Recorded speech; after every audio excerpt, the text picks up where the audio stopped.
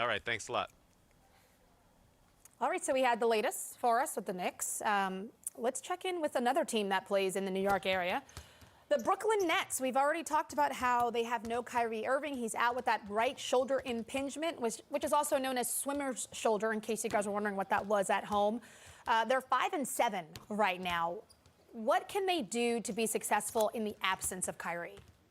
I think for them is to get back to the principles of moving the basketball, defending. I love the way Joe Harris has been playing. And I think for them is incorporate their bigs a little bit more. I know those guys are not throw it to them, post-up players, but try to get them to have some kind of inside presence, whether it's on lobs, whether it's on pick and rolls, getting them the basketball a little bit more. And I think for them it still comes down to defending, keeping the game close, and being able to win games at the end. Well, Smitty, I think you said it. Last year, Brooklyn's identity was defense and ball movement and that blue-collar type of team and that blue-collar type of mentality where anybody could step up and be the leading scorer. And I think, obviously, with any addition, there's going to be kind of a growing pains of trying to figure things out with the addition of a scorer like Kyrie Irving. But they got to get back to winning those games at the end. Last year, it was almost for certain Brooklyn Nets were going to pull it out in some way when it was 1 or 2 points that separated two teams. And now this year, it just seems like they haven't been able to figure that out in the late fourth quarter. Well, their opponent tonight is the Indiana Pacers, who are playing, obviously, without Victor Oladipo, their all-star. They've been managing to try to hold it together, right? They're 7-6, but Jeremy Lamb has been out for 6 games. And then you look at Malcolm Brogdon, missed their last game. What do they have to do to try to just stay afloat in the meantime?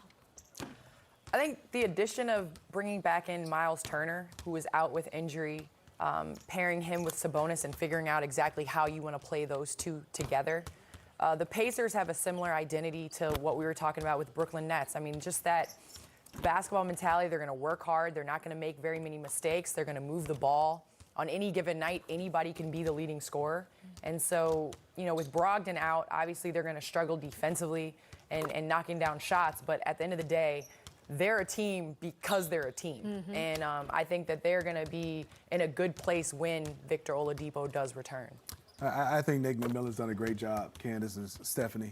You said it best. It seemed like we've named the entire team has been out. Malcolm, Miles, so many people have missed. Oladipo, your best player, they haven't had him all season. I think Nate has just found a way to have these guys just play the right way. They don't make mistakes. They don't beat themselves. And I think a lot of times they've lost because they just don't have the firepower. But I love the way they were going without Oladipo. And I was saying, wow, when he gets a chance to partner up with Malcolm Brogdon, this is going to be an interesting backcourt because they can defend, they're unselfish, and Malcolm knows how to play. So I'm looking for them just to keep getting better, and hopefully they can get healthy. Well, we're looking forward to it. All of us are. I do think Nate McMillan is a big part of the reason why they continue to find success. The game that's going to be on NBA TV tonight is Portland at Houston. Here's a look at Hassan Whiteside. His last game out, 21 points, 12 boards, 3 block shots. Can he do that consistently to help this Trailblazer team? Toronto Raptors hosting the Charlotte Hornets, 7:30 p.m. Eastern start time, available on NBA League Pass. MIP, possibly again, MVP running, according to Matt Devlin. Who knows what the season will bring? He's real good. That's what I can tell you. Here we go. Here we go. You ready? It is time for Smitty's Top 5 Plays Under the Rim. Let's go. Number 5. I'm excited. First of all, I'm going to teach Candace the Smitty if she ever comes to the gym with me. Oh my gosh, if I ever come to the gym? With Seriously? me. You go to the gym all the time. You just don't come with me. Wow. I can't wait to watch. I can't wait. See that? Oh. It's too high. The finger roll, though. But watch. Oh, I saw. I got a little. But that's not under the rim. That was nice, though, but yeah, not under the rim. Here we go. Number 5. Here we go. I like Alonzo Trier. I got to call young fella. He added a little bit to it. Okay, he gives him the Smitty. Oh, what you that think, was Candace? nice. I like that. It was a little Smitty, a little Rondo-esque. I know. I got to get a little bit. Okay. Alonzo Trier. He got a lot of love. With the step hesitation. back. That's number 5. Number 4. I need a nickname, Steph. Oh my and goodness. Candace for Ja. This. Ha ha. I'm gonna start calling ha ha. Ha ha. I think we're gonna continue to work on that nickname. Yes. But Ja is a Ja kid so rules. smooth. this kid is so smooth and fearless. Fearless. I love this kid. You love this, Steph and Candace. Game winner. He is going to the cup. against bigs, against everybody. But he just gets in the air and hangs. It seems like he hangs in the air, Smitty. It is, and he's only like 170. And he's going to his left hand. But he's still just putting people in, and he's like, too small, too little. Okay. And his pops was there too. That was Pops awesome. having a good time. Look at the dog. Look at the dog. See, that's what I need. We got him all tagged. This fits him. Candace, watch this. This kid got a great feel for the game. Okay. Oh, my goodness. Luka. This Got him. It makes it look easy. This right here, but he always is playing under control. Unbelievable. Now, this one was pretty good. Ooh, one more back. time. Don't do him like that, Darius Garland. No nickname yet, but it's coming, young fella, because you gave him the That's 2. 2, is it? That's 2. Stay down. Nice. Now this, now the number 1 play. Ice tray the game. Boy, Matt Games and Torrance did a good job with that one. Ice tray. I look like my ice trays at home. I promise you. What you gonna do, Ken? I What would you promise gonna do? And then he stares down the bench, though.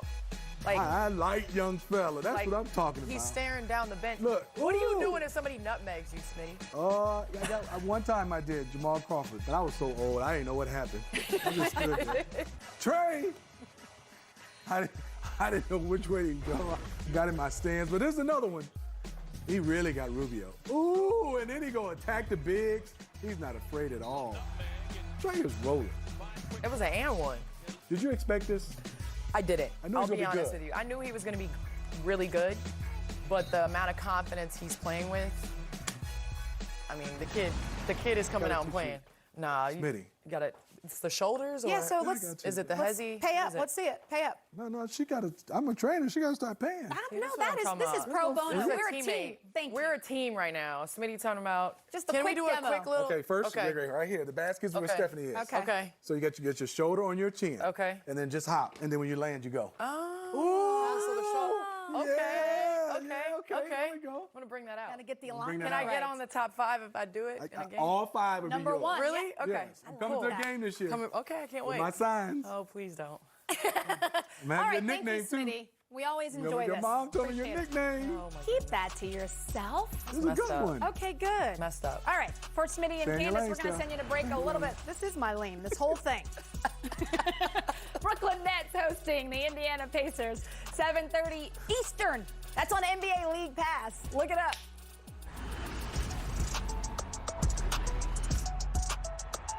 Segment of the show, okay? Wow, that's impressive. Shout out to your son, by the way, and I'm not sure if that works. It might. We'll get back to you on that, Tim. Let's get back to the fantasy forecasts for you guys at home. Harden and Giannis, right? They're both big investments tonight. Who's the best investment? Well, you talk about the 2 favorites right now to win the MVP, and both of them are delivering at that type of level. But if I had to choose between these 2, I'm sorry, I'm still going with James Harden. I mean, digest this. 2 years ago, he won the MVP, okay? He averaged 9 less points a game 2 years ago than he does now. And I know he's averaging 43 over his last 7 games. That's only like 3 points more than his total average on the year. And his usage is through the roof. So I love the fact that he's going to be on the floor. Last 4 games, 39, 40, 44, 38 minutes. Giannis, all his numbers are up. Plus, you get a steal and a half and a block and a half a game. My fear between the 2 of these is Giannis is in a blowout type of game, and maybe he sits a majority of the 4th. One thing about Harden, Stephanie, load management and James Harden, they do not go hand in hand. He loves being on the floor. So that is a key piece of the puzzle, obviously, when you're talking about fantasy basketball. So very good point by you, Tim. All right, it's time to unveil it. It is time for Doyle's daily starting lineup.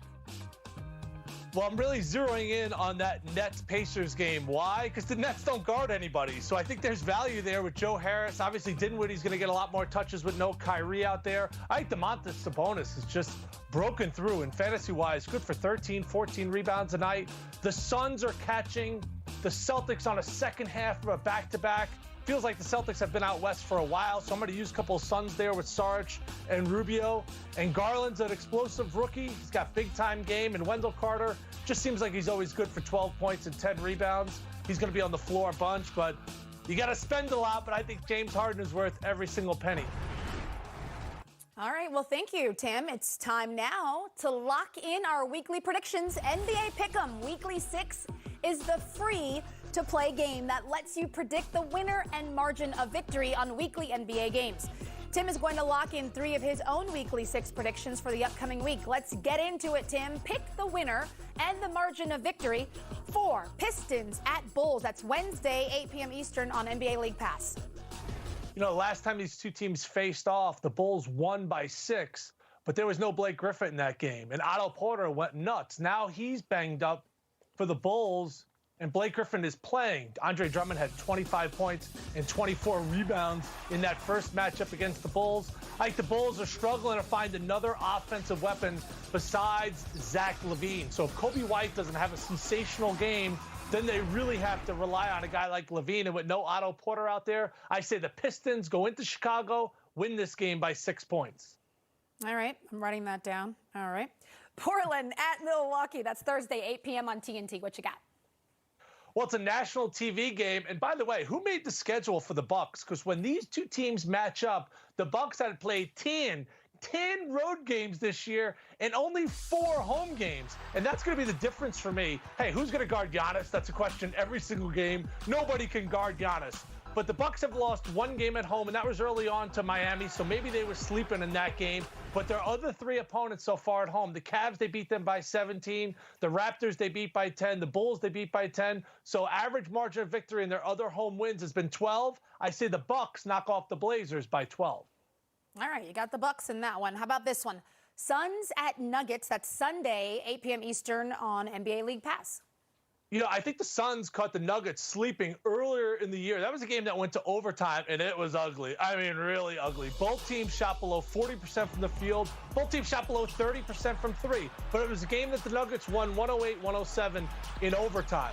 Devin Booker struggled, and I think Devin Booker's going to struggle again. Why? Because the Nuggets have guys that could maybe stay in front of him, like a Jamal Murray, like a Gary Harris, like a Will Barton. They can just throw body after body. Craig off the bench as well, can kind of body up Booker. And I think Jokic is going to have his guys more motivated. No one's sleeping on the Suns anymore because they are for real. So might have snuck on some teams earlier in the year. I do think they're a playoff team, but I think Denver's going to be ready second time through. And who did the schedule for the Suns? It's the second time they go to Denver. They'll have revenge later in the year, but I think the Nuggets win this game by 10.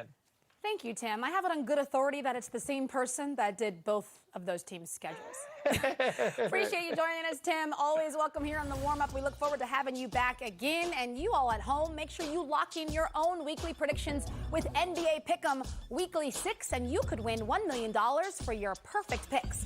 Head to NBA.com/weekly6 to play free.